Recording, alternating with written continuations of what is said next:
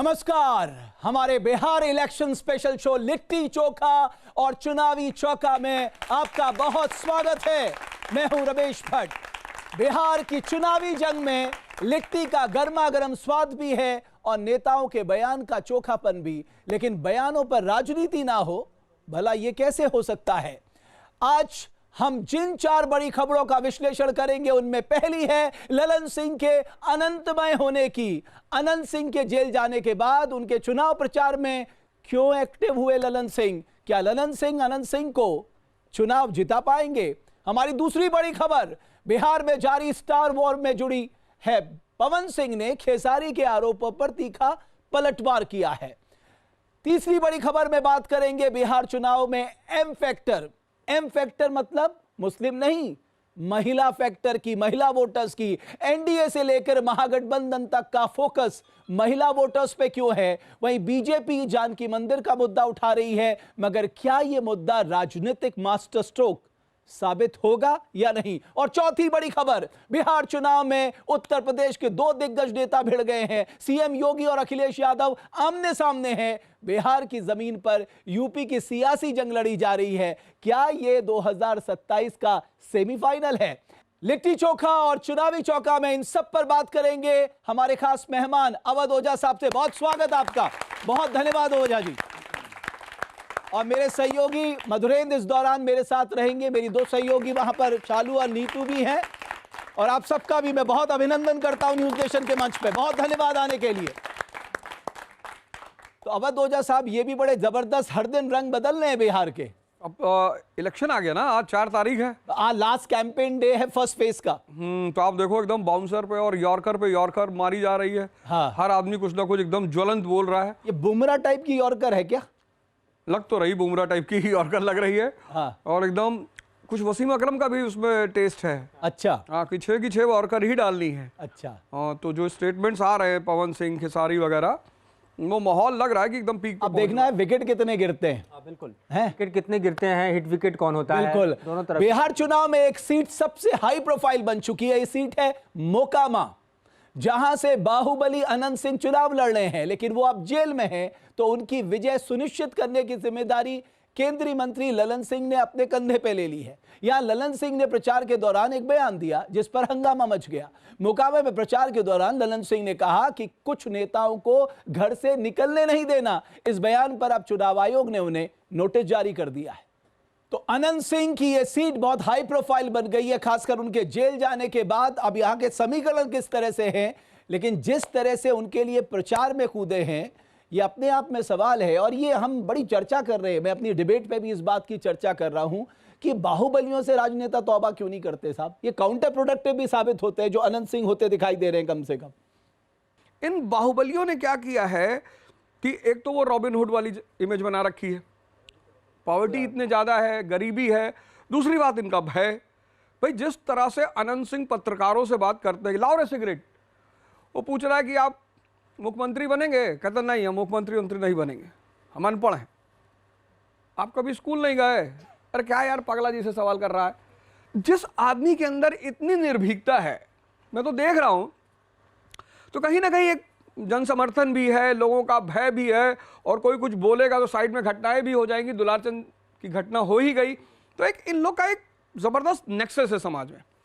जहां तक इस घटना का सवाल है, राजनीति में क्या होता है कि अगर आपने कभी हमारे ऊपर एहसान किया है तो हम भी करेंगे। अब मुंगेर से ललन सिंह जी चुनाव लड़े एमपी का, अनंत सिंह जी ने वहां पूरी फील्डिंग की, पैरोल पर जेल से निकल कर आए। तो अब जब अनंत सिंह को जरूरत है तो वो ऋण चुका रहे हैं ललन सिंह जी। बिल्कुल। एक और रिपोर्ट दिखाते हैं। मैं भी हूं अनंत सिंह के जेल जाने के बाद मोकामा में लैंड होते ही ललन ने इमोशनल कार्ड खेल दिया। अनंत सिंह के जेल जाने के बाद ललन सिंह ने उनके चुनाव प्रचार की कमान संभाल ली है। सवाल यह है कि यह रिश्ता क्या कहलाता है?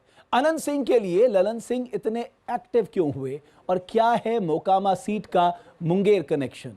इस रिपोर्ट के जरिए आपको दिखाते हैं।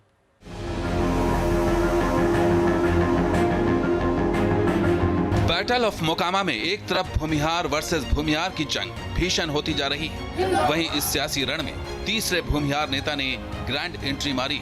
नाम है ललन सिंह मुंगेर से सांसद और केंद्रीय मंत्री। दुलार चंद यादव मर्डर केस में मोकामा सीट से जेडीयू कैंडिडेट अनंत सिंह 14 दिन की न्यायिक हिरासत में है। जेल में रहकर चुनाव लड़ना बाहुबली अनंत सिंह की मजबूरी बन गया है, तो वहीं केंद्रीय मंत्री ललन सिंह ने यहाँ एंट्री मारी है। मोकामा के बाहुबली के चुनाव प्रचार का जिम्मा उन्होंने संभाल लिया है, लेकिन मोकामा में ललन सिंह की एंट्री और उनके बयान ने हंगामा मचा दिया है। बात केस, मुकदमे और आदर्श आचार संहिता के उल्लंघन तक पहुंच गई है।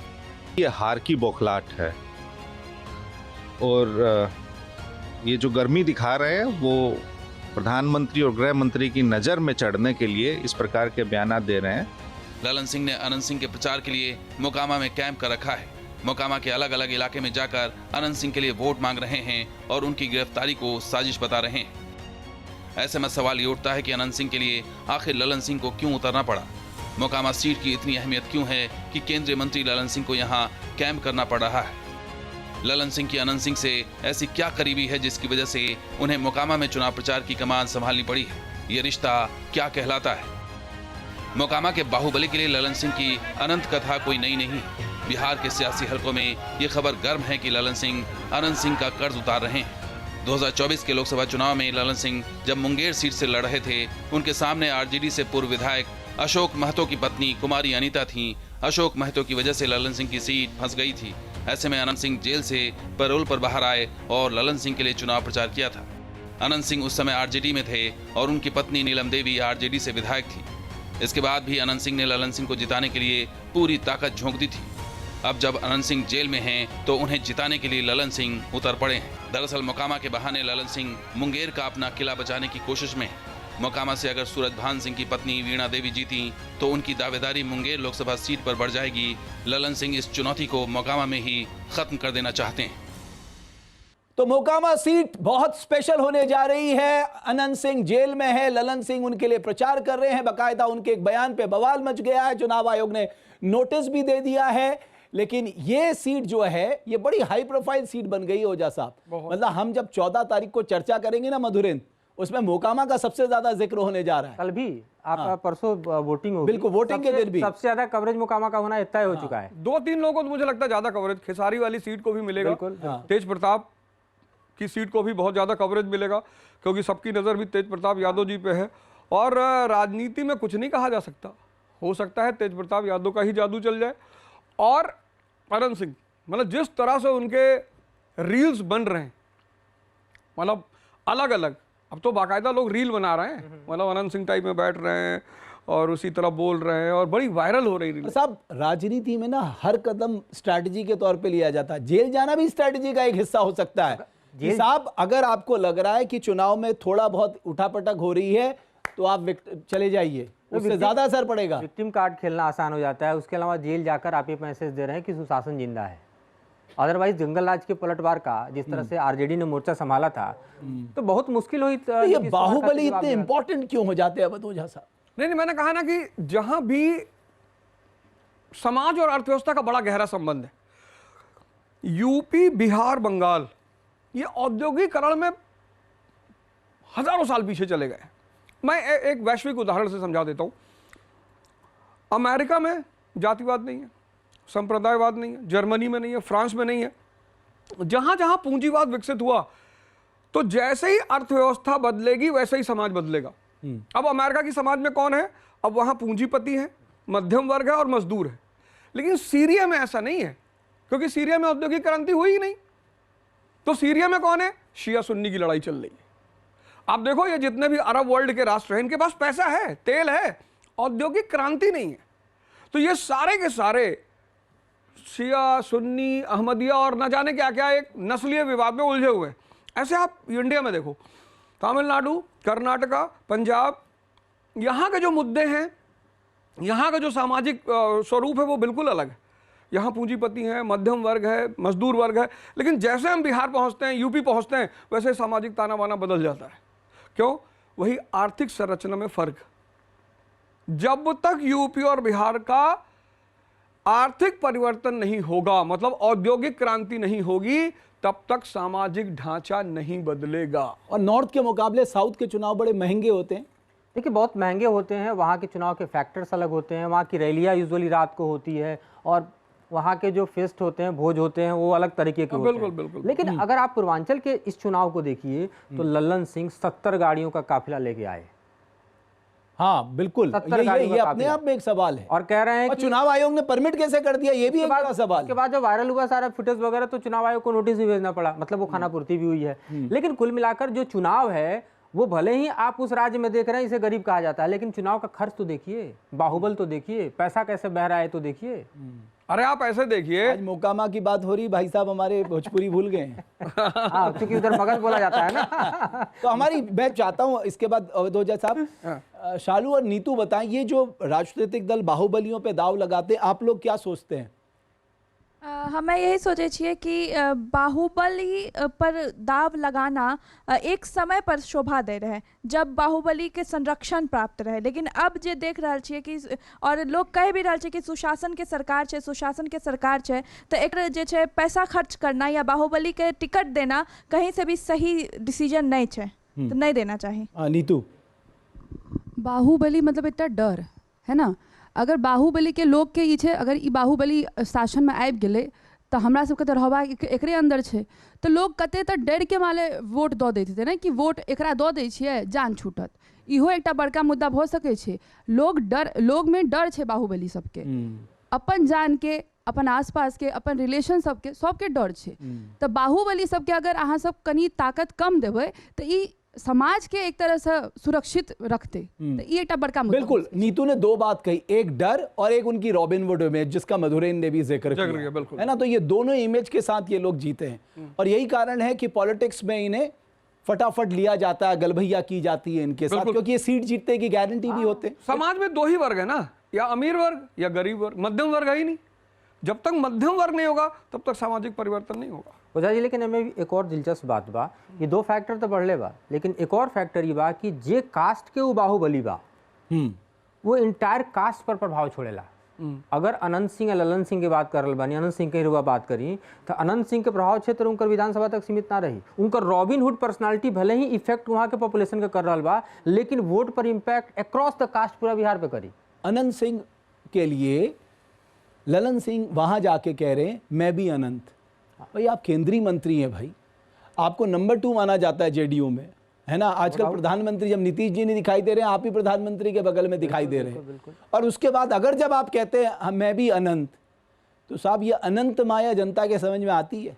मेरे साथ ये जितने भी यहाँ पर युवा लोग जुड़े हैं, ये भी ये मानेंगे कि राजनीति में बाहुबलियों को टिकट देना चाहिए। जो नहीं कहेंगे वो हाथ उठाइए, जो चाहते हैं नहीं देना चाहिए। अब आप देख लीजिए, मेजॉरिटी ऑफ सारे लोग कह रहे हैं, तो ये बड़ी अच्छी बात है। बहुत बड़ी, जो आने वाली जनरेशन है कम से कम वो इस बात को ध्यान में रख रही है कि साहब इस तरह के लोगों से आप कैसे बचाव कर सकते हैं। अब रीतलाल यादव की बात कर लीजिए, लालू प्रसाद यादव वैसे नहीं निकले, लेकिन रीतलाल यादव के लिए निकल रहे हैं। क्या भाई रीतलाल यादव, चलो ठीक है वो जेल में, उसको जमानत नहीं मिल रही है, लेकिन ये सोचने का विषय है साहब, आप किन लोगों को, आप जो हर दिन कानून का उल्लंघन कर रहा, हर दिन कानून तोड़ रहा है, उसको आप कानून बनाने वाली सबसे बड़े मंदिर विधानसभा में भेजने जा रहे हैं। आप सोचिए तो सही आप क्या कर रहे हैं। एडीआर की रिपोर्ट 33% क्रिमिनल्स को कह रही है कि टिकट दिया गया है। लेकिन ओझा जी, चुनाव चाहे बिहार के होके या कहीं और के, ये क्रिमिनल्स के टिकट देहल, बाहुबली के टिकट देहल सिर्फ इसलिए क्योंकि जीत की गारंटी। दरअसल आज से करीब 20 साल पहले भारत के समाज में एक नरेटिव फैला, मध्यम वर्ग में खासकर, कि देखो बाबा, जब अभी क्या कर रहे हो, क्या पढ़ाई कर रहे हो? अच्छा, तो मम्मी पापा क्या कहे 12th के बाद, क्या बोले कि पढ़ाई करनी है, जॉब करनी है, बोले ना। यहाँ कोई ऐसा आदमी बैठा हो जिसके माँ बाप ने कहा हो कि बेटा नेतागिरी करनी है? देख लीजिए कहाँ से आएंगे बढ़िया नेता। जहाँ से बढ़िया नेता निकलना है, उनके माँ बाप कहते हैं कि अरे ठीक है ओझा साहब, आज राजनीति करना, चलिए मैं कह रहा हूँ मैं जाना चाहता हूँ राजनीति में, जा सकता हूँ आज के माहौल को देखते हुए। तो आप तो व्यक्तिगत तौर पे जा सकते हैं, कहाँ से पैसे आएंगे? रमेश जी तो जा सकते हैं, पत्रकारों से कोई नहीं भिड़ेगा, लेकिन हाँ वैसे सामान्य आदमी नहीं जा सकता है, सामान्य आदमी नहीं जा सकता। आप गए ना, कितने पैसे खपाए? नहीं, हाँ मैं अपना एग्जांपल दे दूं। अरे हाँ, मैं जब चुनाव लड़ा तो अच्छी, मतलब मेरे पास नंबर भी अभी सेव है, यूक्रेन का नंबर था। वो यूक्रेन के नंबर से मुझसे मैसेज कर रहा था कि मास्टर इस गली में मत जाना, मास्टर वहां से गमला फेंक दिया जाएगा, मास्टर आज तेरे ऊपर गोली चलेगी।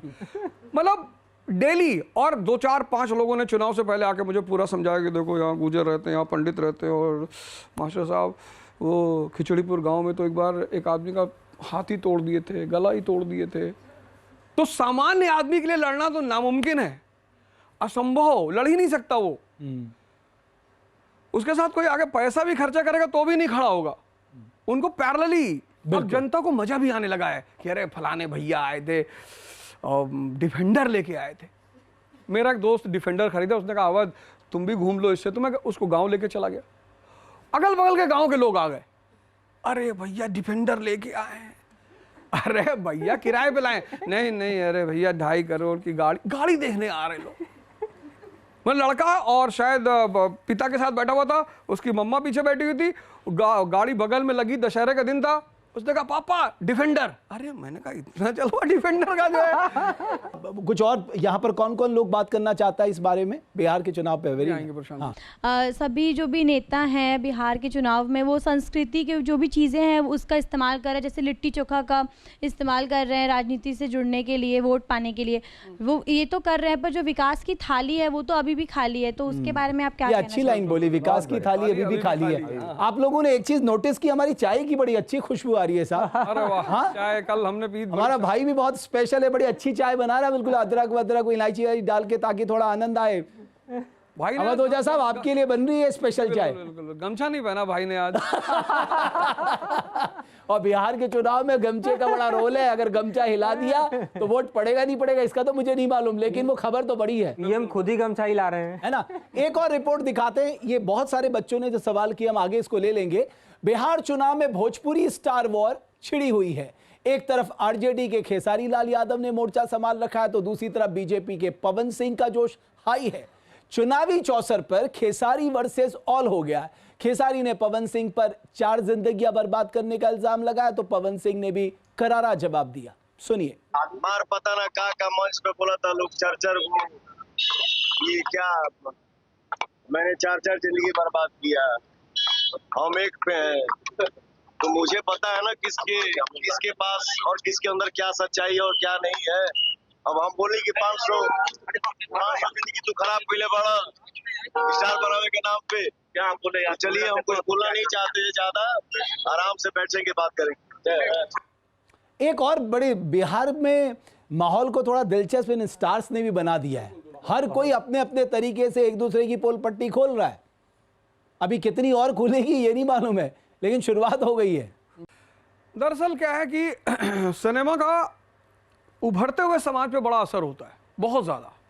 मतलब अमिताभ बच्चन 1984 में जब इलाहाबाद से चुनाव लड़े तो उन्होंने एक ऐसे आदमी को हराया जिनको राजनीति का उस वक्त का चाणक्य कहा जाता था, हेमवती नंदन बहुगुणा।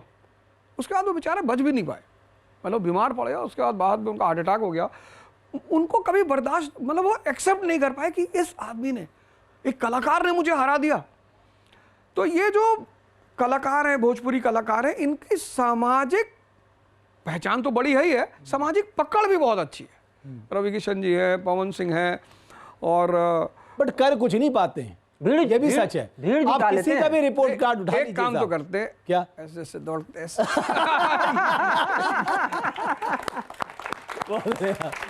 मतलब मनोरंजन के नाम पे भीड़ जुटावे में कोई कमी ना होला। हाँ। अब तक ट्रेंडिंग स्टार खेसारी लाल यादव ने पवन सिंह के खिलाफ मोर्चा खोला था, और अब पवन सिंह भी मैदान जंग में उतर आए हैं, जिससे दोनों के बीच का भाईचारा दरकने लगा है। तो एक वो कहते हैं ना कि साहब आपस में करवाहट इतनी होनी चाहिए, कभी सामने सामने मिल जाए तो नजरें मिला के बात कर, दिल मिले ना मिले हाथ मिलाते रहिए वाला हिसाब किताब रहे। तो ये अभी मैं देख रहा हूँ मधुरन कड़वाहट ज्यादा बढ़ गई है, और खेसारी जो है वो जबरदस्त बैटिंग कर रहे हैं साहब इस समय। वो T20 के स्टाइल पे बैटिंग कर रहे हैं। शेर है ना कि दुश्मनी जमकर करो, लेकिन ये गुंजाइश रहे, जब भी हम मिले, जब कभी दोस्त बन जाएं, कैसे तो शर्मिंदा ना हो। मधुरेन को चाय पिलाओ यार इसी खुशी में, सुनो।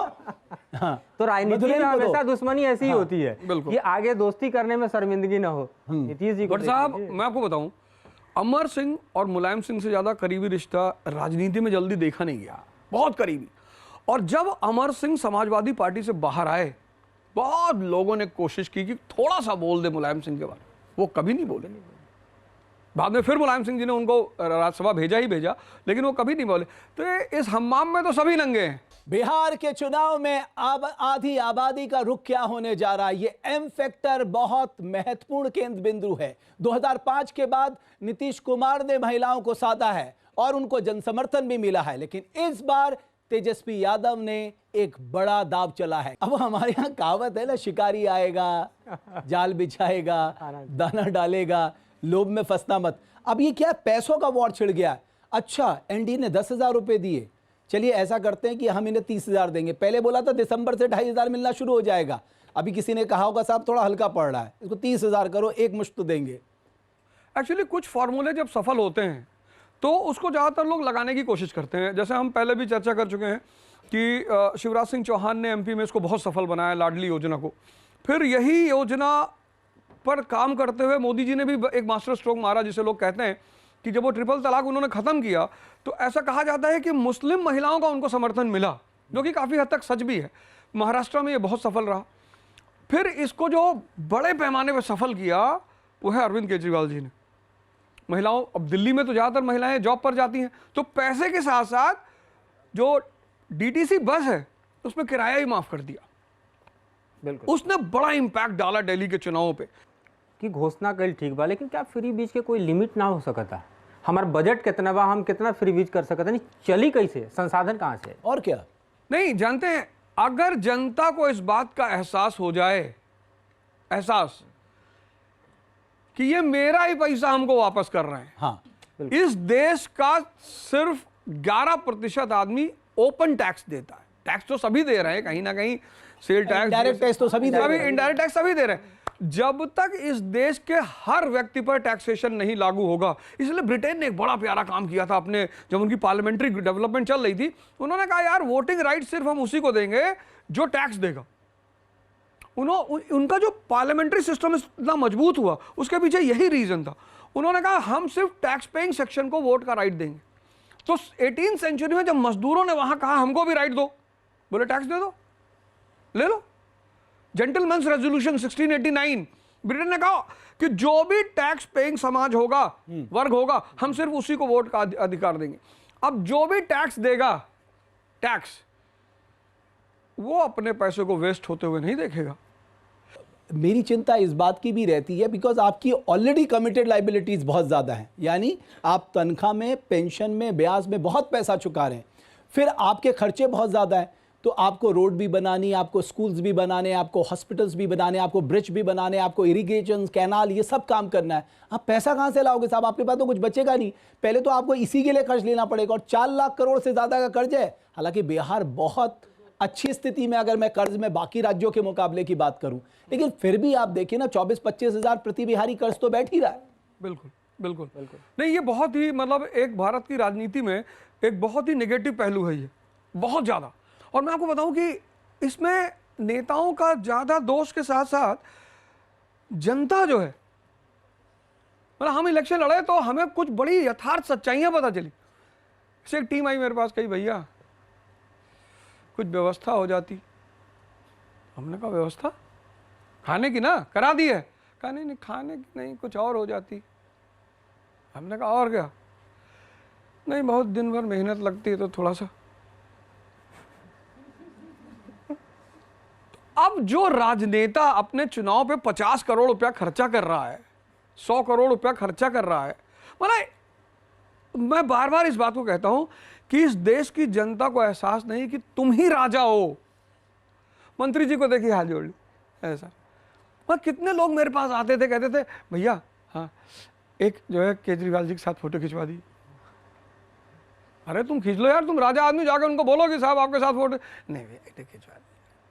हाथ जोड़ रहे हैं लोग, गिड़गिड़ा रहे हैं लोग, विधायक को देख रहे हैं लेट जा रहे हैं, विधायक भी ताव में आ जा रहा है। चलिए, एक तरफ जहां बिहार में जनता दल यूनाइटेड और आरजेडी के बीच एम फैक्टर यानी महिला फैक्टर को अपने पक्ष में करने की होड़ मची है, वहीं दूसरी तरफ बीजेपी बिहार में सीतामढ़ी के जानकी मंदिर को सियासी मुद्दा बनाने में जुटी है। मगर क्या यह मुद्दा राजनीतिक मास्टर स्ट्रोक साबित होगा? बिहार के सियासी रण की नई कहानी, जीविका दीदी पर चुनावी मेहरबानी। नीतीश कुमार की सौगात महिलाओं के खाते में 10,000। मोदी जी और नीतीश कुमार जी ने 1,41,00,000 जीविका दीदी को 10,000 रुपया उनके बैंक अकाउंट में डाला है। 10,000। बिहार विधानसभा में जो एक फैक्टर सबसे ज्यादा अहम दिख रहा है वो है एम फैक्टर। एम यानी महिला, आधी आबादी। महागठबंधन हो या फिर एनडीए, सब बिहार की महिला वोटर्स को अपने पक्ष में करने में जुटे हैं।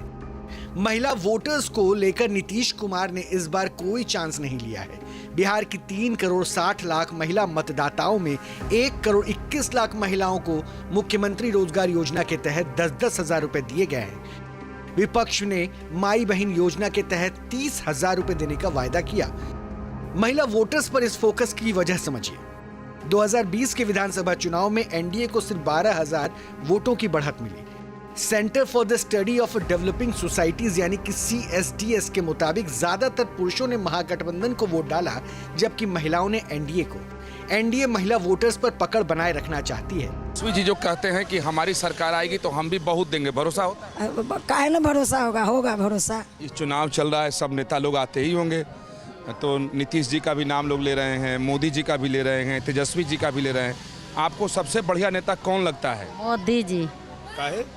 काहे तो सब सुविधा मोदी जी निकाल रहे हैं।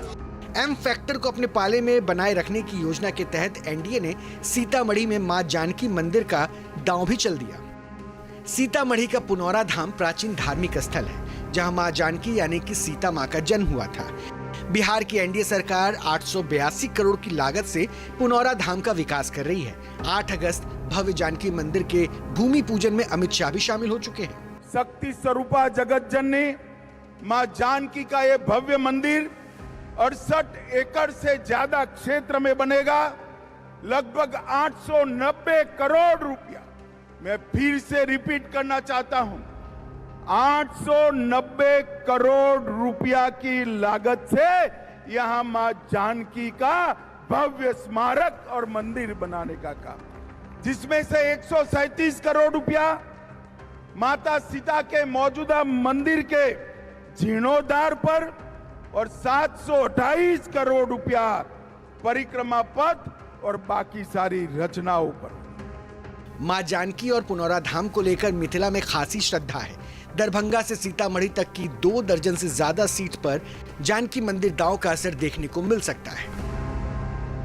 एक बात तो अवध ओझा साहब तय है, जब से नीतीश कुमार 2005 में आए, चाहे वो बालिका साइकिल योजना की बात हो, स्कॉलरशिप की बात हो, महिलाओं को 50% आरक्षण नगर पालिका और पंचायत में देने की बात हो, 33% पुलिस की भर्ती में हो, 33% इन गवर्नमेंट जॉब्स की बात हो, जीविका दीदी को एम्पावर्ड करने की बात हो, ये बहुत सारे काम नीतीश कुमार ने किए और बहुत तरीके से किए। और आखिरी टाइम में 10-10 हजार रुपए, और आखिरी टाइम में आपने देखा 10-10 हजार रुपए दे दिए। इसके अलावा भी वो कह रहे हैं कि जीविका दीदी अगर 2-3 लाख का लोन लेंगी तो 7% के इंटरेस्ट रेट पे उनको दिया जाएगा।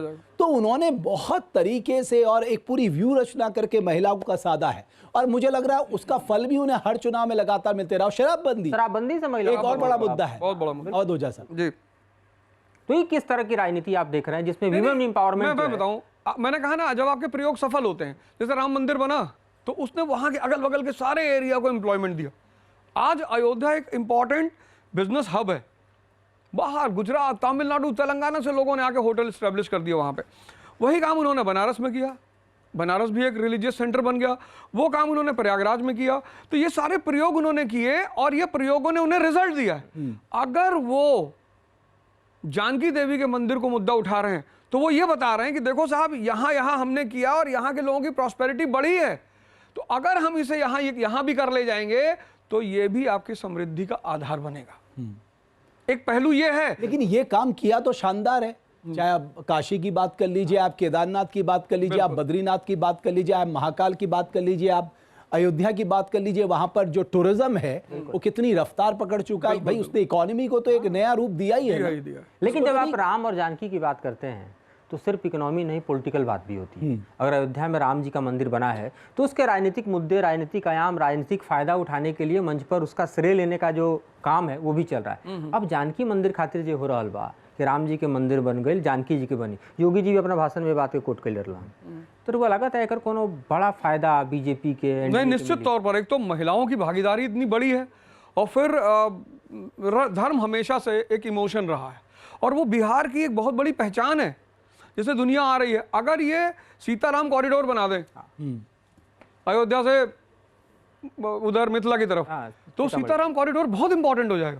वो दोनों स्टेट को जोड़ेगा, सोशली जोड़ेगा, पॉलिटिकली जोड़ेगा, इकोनॉमिकली जोड़ेगा, और उससे बहुत फायदा मिलेगा। टूरिज्म विभाग ने इस पे काम करना शुरू किया है। बिल्कुल बिल्कुल। आप में से कितने जो स्टूडेंट है, जो यंग जनरेशन है, वो इस तरह के इश्यूज को मानती हैं कि ये बहुत इंपॉर्टेंट इशू है? सर आपने कहा जैसे ये सारे जो मुद्दे, राम मंदिर, जानकी मंदिर, ये सब बहुत इंपॉर्टेंट है, लेकिन सर एज अ यूथ हम सब मंदिर नहीं चाहते इतना। मंदिर इकोनॉमिकली शायद फ़ायदा कर रहा है उधर के एरिया में, बट हम चाहते हैं कि एजुकेशन और जो रोड्स हैं, इलेक्ट्रिसिटी, इन पे ज़्यादा काम हो। सर बिहार में भी अगर जानकी मंदिर जैसा मुद्दा उठाया जा रहा है, वहाँ पे इकोनॉमी शायद सुधर सकती है, लेकिन वहाँ की एजुकेशन लेवल का क्या होगा sir? Education, health. Sir CAG की जो रिपोर्ट आई थी उसमें भी बता रहे थे सर 33,000 का सर ऑडिट में आया है, 71,000 करोड़, 71,000 सॉरी सर 71,000 करोड़ का उसमें आया है। तो सर ये सारे पैसे भी तो हमारे हैं। एक इलेक्शन कमिश्नर हुआ करते थे टीएन सेशन, बहुत डेंजरस, और मिस्टर राव साहब ने भी बिहार में बहुत काम किया ना, और उन्होंने जब वो चुनाव लड़े पूरी तरह हार गया बेटा। इस देश में एक बड़ी अजीब सी बात है, पता नहीं अब वो शायद तुम्हारे जनरेशन में आते समय बदलेगी। इस देश को हिस्टोरिक टाइम से सामान्य आदमी पसंद ही नहीं है। जैसे मैं भगवान राम को जब देखता हूँ तो सोचता हूँ कि देखो तपस्या करने गया और इतने लोगों को मारे, नहीं मारते किसी को।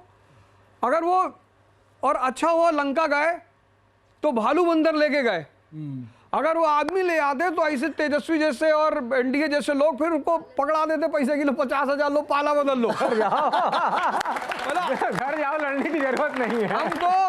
हम तो भगवान राम की कभी कभी सोचते हैं कि यार कितना मतलब उन्होंने कितना दिमाग लगाया इस बात पे कि भाई इंसान को तो ले ही नहीं जाना।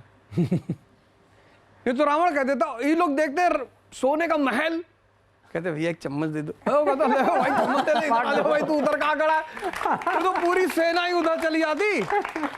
तो हमने देखा जैसे हम ब्रह्मा जी हैं, उनका एक मंदिर है पुष्कर में। मैंने अपनी इतनी उम्र में किसी को नहीं सुना कहते हुए कि मुझे ब्रह्मा जी का मंदिर जाना है।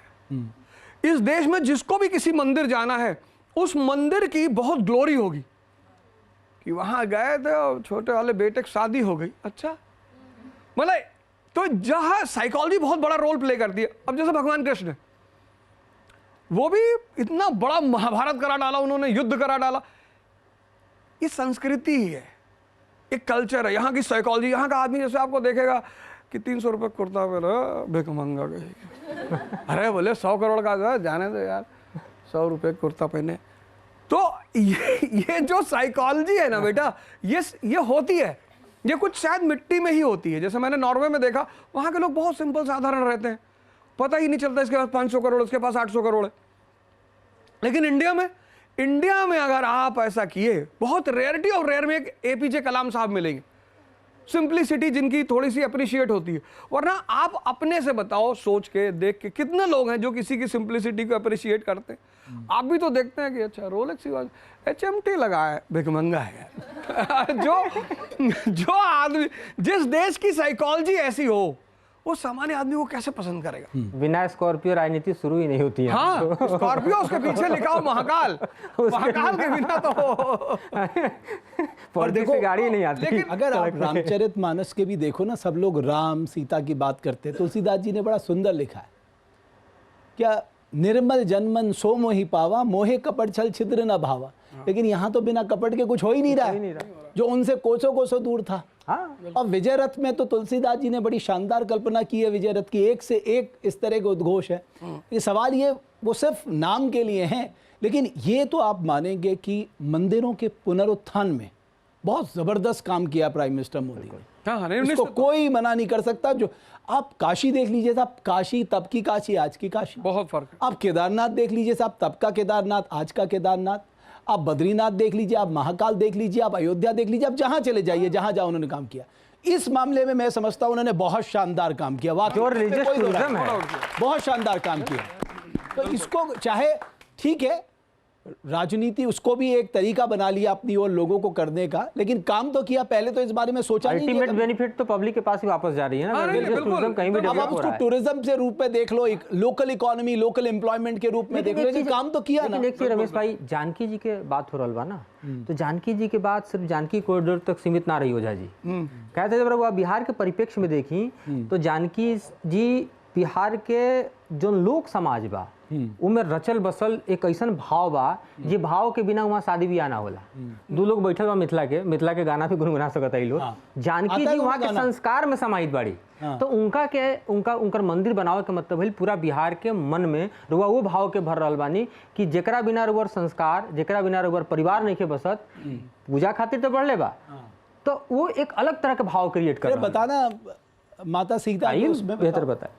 माता सीता जे छै उ हमरा आर में हर बेटी के जानकी ही कहल जाए छै कि हर बेटी वहाँ पर सीता माता ही छै। और शादी विवाह में गीत भी छै, यहाँ तक कि राम जी के गाली भी दिल जाए छै गीत में कि चारों दुल्हा में बड़का कमाल सखियाँ, और बहुत सारा ऐसा गीत। दोनों जना मिलके एक गीत गुनगुना दो जानकी जी पे। जरूर जरूर। हाँ।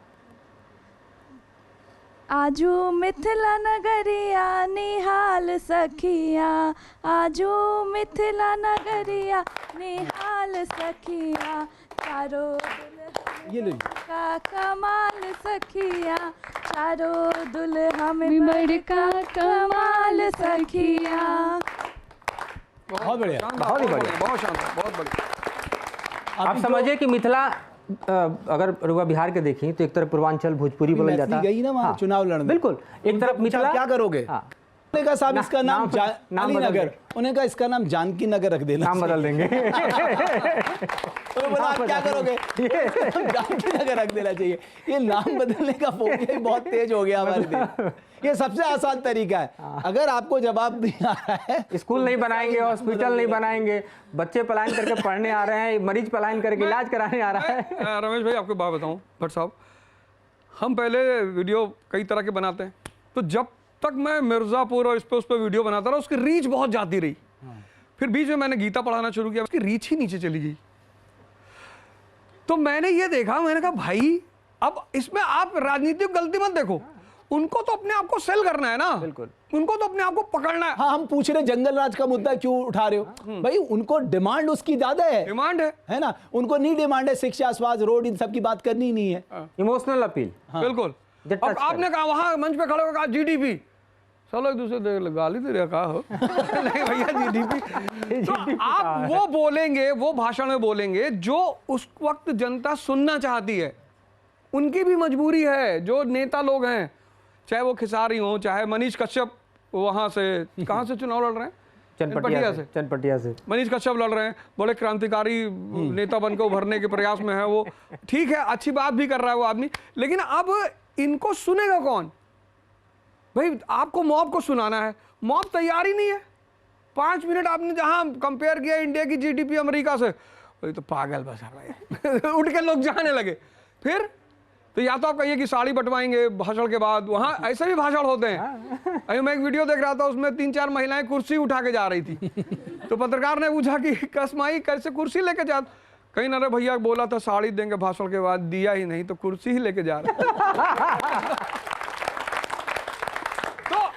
सवाल ये नहीं है कि हर जगह नेता ही गलत है। अरे उन्हें भी पता है ना, बाद में कुछ नहीं मिलेगा, जो है ले लो, जो है समेट लो। चलो, बहरहाल बड़ी दिलचस्प बात है, लड़ाई बिहार में हो रही है, लेकिन 2 बड़े नेता यूपी के आपस में टकरा रहे हैं, और ये लड़ाई बड़ी जबरदस्त है। मैं इसको सेमीफाइनल मानता हूं। बहरहाल चुनाव बिहार में चल रहा है, लेकिन यहां भी यूपी को लेकर सियासी रण छिड़ा हुआ है। बिहार चुनाव के दौरान यूपी के मुख्यमंत्री योगी आदित्यनाथ ने समाजवादी पार्टी के मुखिया अखिलेश यादव को निशाने पर लिया।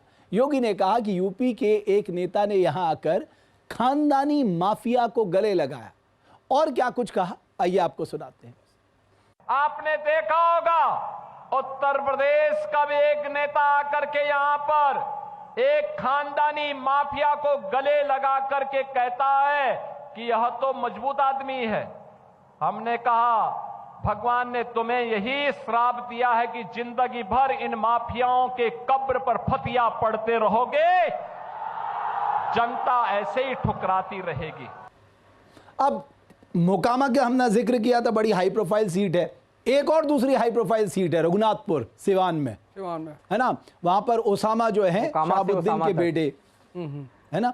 तो अभी 2 बार तो मैं देख चुका हूं, योगी जी वहां पर अपनी रैली कर चुके हैं, तो वहां से एक मैसेज देने की कोशिश की जा रही है।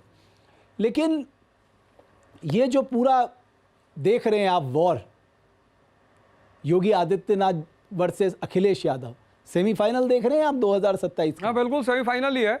दोनों लोग एक्चुअली क्लासमेट हैं, वो यूपी इनकी क्लास है और दोनों लोग की उम्र एक जैसी है ना, लमसम एक ही उम्र के हैं दोनों लोग, तो ऐसे विधानसभा में लड़ते हैं दोनों लोग। जैसे कोई पत्रकार उनसे पूछा कहीं कि योगी जी 4 बजे उठते हैं, तो बोले हम भी 4 बजे उठते हैं। और करते क्या हैं वो 4 बजे उठ के? और ऐसे ही जो नटखट काम वहाँ कर रहे हैं, दूसरे पे तंज कर रहे हैं, कमा वो कर रहे हैं। जैसे उन्होंने कल कहा अप्पू गप्पू, ऐसे कुछ कहा उन्होंने, 3 शब्द इस्तेमाल किए, अप्पू पप्पू अप्पू पप्पू और टप्पू, अप्पू पप्पू टप्पू।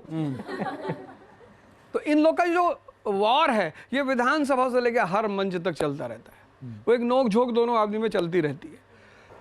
भारत की राजनीति में 2 स्टेट बहुत महत्वपूर्ण माने जाते हैं राजनीतिक लिहाज से। पहला उत्तर प्रदेश, जहां से 80 लोकसभा सीट आती हैं, और दूसरा बिहार, जहां से 40 लोकसभा सीट आती हैं। तो 120 तो यही हो गए अगर 543 में देख ले। तो क्या आपको लग रहा है कि ये एक तरह से दोनों के बीच का रण जो है हमें 2027 के भविष्य को दिखा रहा है? बिल्कुल, ये हमेशा से रहा है। बिहार का परिणाम ने हमेशा यूपी को प्रभावित किया है, पिछला भी परिणाम प्रभावित किया है। और यहाँ तक कहा जाता है, राजनीतिक गलियारों में यहाँ तक कहा जाता है कि अगर बिहार का चुनाव बीजेपी नहीं हारती तो डिमोनेटाइजेशन नहीं होता। ये भी कहा जाता है। ये डिमोनेटाइजेशन का जो मुद्दा आया था जब, कि आखिर डिमोनेटाइजेशन क्यों करना पड़ा, ऐसी क्या मजबूरी हो गई? क्योंकि बिहार और यूपी 120 सीट हाथ से निकलने का मतलब यह है कि आप कहीं ना कहीं सेंटर में कमजोर हो जाएंगे, नहीं आ ही नहीं पाएंगे। तो उसका बहुत गहरा संपर्क, और लगभग जितने भी बड़ी पार्टियां रही उन्होंने इन दोनों क्षेत्रों को हमेशा साधने की कोशिश की है, हमेशा से। तो स्वाभाविक सी बात है कि 1 साल बाद यूपी में चुनाव है और योगी जी वहां जाकर जो संदेश दे रहे हैं कि भाई तुम लोग यहाँ गवर्नमेंट बनाओ, यहाँ भी लोगों को खत्म किया जाएगा और लॉ एंड ऑर्डर स्थापित। हालांकि Nitish ji law and order पे अच्छा काम कर ही रहे हैं बिहार में। तो ये जो प्री प्रैक्टिस है, प्री बोर्ड एग्जाम है, वो 2027 का ये प्री बोर्ड एग्जाम। मुझे तो एक नीतीश जी का एक याद है कि उन्होंने करप्शन के लिए जिन लोगों ने अवैध संपत्ति इकट्ठा की थी उसको तोड़ के वहां स्कूल बनाने का भी उन्होंने बीच में कुछ इस तरह का कानून बनाया था। आई थिंक बिहार पहला राज्य बना था, उसका क्या हुआ मुझे नहीं पता। लेकिन एक बात तो अवध ओझा साहब, जो योगी ब्रांड ऑफ पॉलिटिक्स है उसने उन्होंने अपना स्तर बहुत ऊंचा कर लिया। बहुत उत्तर प्रदेश में आप जितने भी लोग मिलते हैं, हम रोज सड़कों पे घूमते हैं, कैब से जाते हैं, वो सब लोग योगी के बारे में चर्चा करते हैं। पूरे नॉर्थ इंडिया में हालत है, चुनाव कहीं भी हो डिमांड योगी की होती है। सबसे ज्यादा डिमांड है साहब कर्नाटक, मतलब यूपी का prime minister, sorry chief minister, UP का चीफ मिनिस्टर की डिमांड अगर कर्नाटक में हो जाए तो फिर इसका मतलब है कि कर्नाटक में अगर डिमांड है। और जब महाराष्ट्र का चुनाव था, ज्यादातर रैलियों में यही था कि भाई योगी आदित्यनाथ को बुलाया जाए। गुजरात में चुनाव है, योगी आदित्यनाथ को बुलाया जाए। तो भारत में तो ब्रांड एम्बेसडर चुनाव के बन ही चुके हैं। और उनके हर जो उम्मीदवार है मधुरेन, उनकी डिमांड सबसे ज्यादा रहती है। हाँ, है ना? बिल्कुल। और उनमें लोग फ्यूचर पॉलिटिशियन भी ढूंढ रहे हैं। बिल्कुल। आप सिर्फ वो हिंदुत्व के नेता नहीं है, बल्कि वो ब्रांड एम्बेसडर हैं बुलडोजर के। कि माफिया, करप्ट, बाहुबली, बुलडोज। माफिया को मिट्टी में मिला देंगे, वो जो उनका डायलॉग है। हाँ, डायलॉग है, मिट्टी में मिला देंगे, मिट्टी में मिला के दिखाया भी, मिला के दिखाया भी साहब। ये भी बहुत बड़ी बात है, जो कहा सो किया। तो अवध जी, मैं आपको बहुत धन्यवाद करना चाहूंगा रोज की तरह। बहुत आभार आप सबका, और आप सबका भी बहुत धन्यवाद हमारी इस खास पेशकश में शामिल होने के लिए। तो लिट्टी चोखा चुनावी चौका में आज हमारे साथ बस इतना ही। कल 4 नए मुद्दों के साथ फिर आपके सामने आएंगे।